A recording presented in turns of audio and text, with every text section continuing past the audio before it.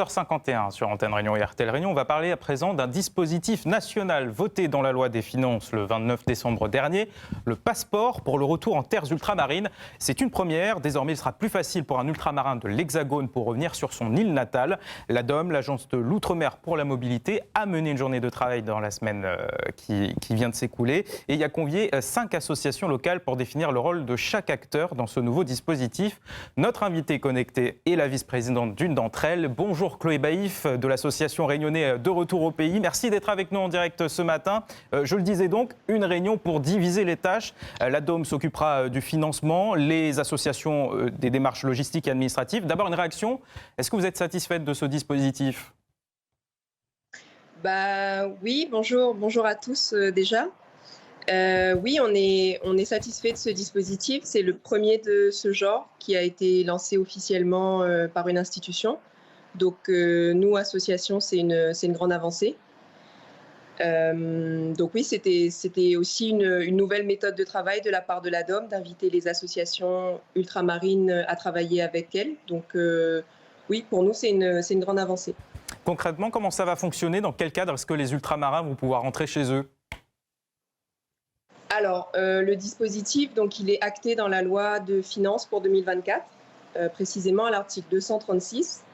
Il va concerner toutes les personnes originaires des Outre-mer qui résident en Hexagone et qui ont un projet d'installation professionnelle durable. C'est comme ça que c'est inscrit dans la loi. Et il va concerner également les anciens bénéficiaires des dispositifs de l'ADOM, donc le passeport mobilité études, le passeport mobilité pour la formation professionnelle et le passeport mobilité en stage professionnel. Ça veut dire qu'il ne faut pas forcément avoir été déjà aidé par l'ADOM pour bénéficier du dispositif ? Si, c'est ça. C'est qu'il va bénéficier dans un premier temps aux anciens bénéficiaires de ces dispositifs-là. Sur ce point-là, le dispositif est encore perfectible, c'est clair. D'ailleurs, on en a parlé très ouvertement avec le directeur de l'ADOM qui est au courant. Ils ne sont pas fermés à ce que le dispositif évolue dans le futur. Donc voilà, on attend de voir. Le dispositif avait fait réagir la classe politique, nos députés réunionnais notamment, pensant que le dispositif serait ouvert à tous les Français. C'est une mauvaise communication. Le passeport présenté tel quel, aujourd'hui, est exactement celui qu'il avait été imaginé ?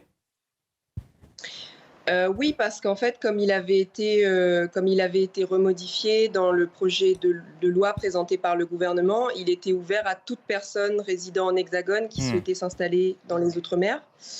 Et les députés, les associations étaient montés au créneau parce qu'ils considéraient que ça devait bénéficier avant tout aux ultramarins. Là, actuellement, comme il a été remodifié dans le nouveau projet de loi, c'est le cas.